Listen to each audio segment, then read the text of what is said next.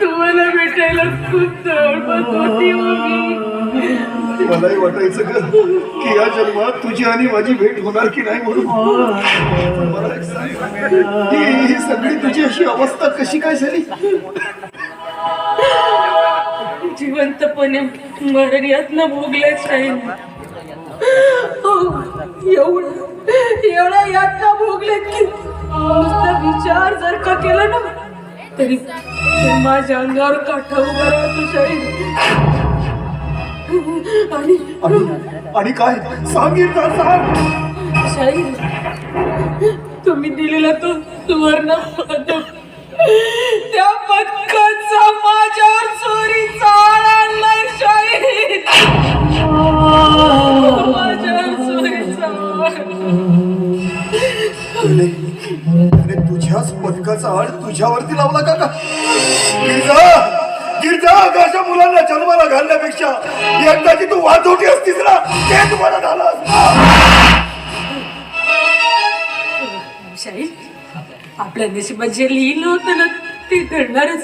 आता तुम्ही मला भेटले, आता सगळं काय ठीक होईल. शाहीर चला ना, चला मला आपल्या घरी घेऊन चला शाहीर. घरी जायचं शाहीर. कुठलं घर गिरजा? कुठलं घर? हो असं काय बोलताय शाहीर? हो आपलं घर, माझं घर शाहीर. मला सांग, त्या रामकडे असताना तू कुठल्या तरी कागदावरती अंगठा दिला होतास? हो दिलं होतं. त्याचाच तर फायदा घेत त्या रामने मला घराच्या बाहेर काढलं आणि आमचं स्वतःचं घर त्याने आपल्या नावी केलं. गिरजा काय त्याने आपल्याच बापाला आपल्याच घराच्या बाहेर काढलं.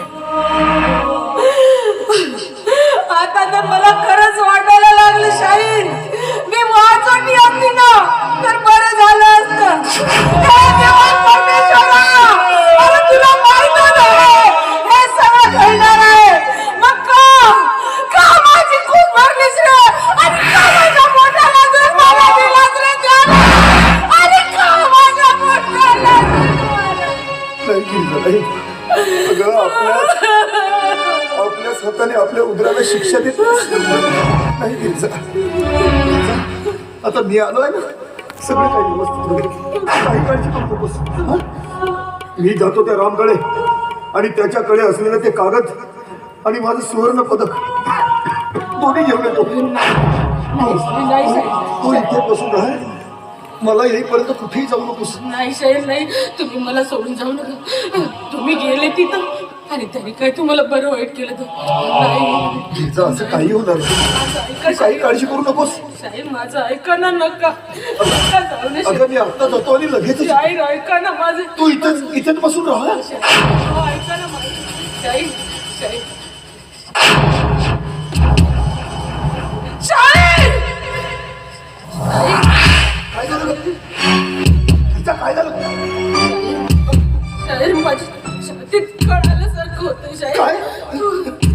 असं वाटतं की आता प्राण निघतो की काय. नाही गिरजा, असं काही होणार नाही तुला. गिरजा शांत हो. अरे कोणी हात घाला बाबांना. अरे कोणीतरी धावा रे, माझ्या बायकोची प्रकृती बिघडली. कोणीतरी मला दवाखान्यात नेण्यास मदत करा. माझ्या बायकोची अचानक प्रकृती बिघडली रे, मला दवाखान्यात नेण्यासाठी मदत कर. आणि मी मदत करू. अरे काय करू ग मी, काय करू? चल गे, माणूस की अजून विसरलो नाही. घे तुझ्या पत्नीला दवाखान्यात नेऊ.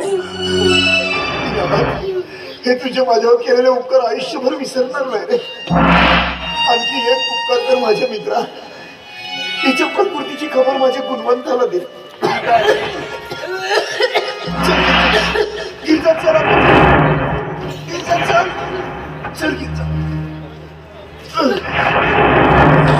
जीवांचे नाते भंगले विरहाचे अश्रू गाळे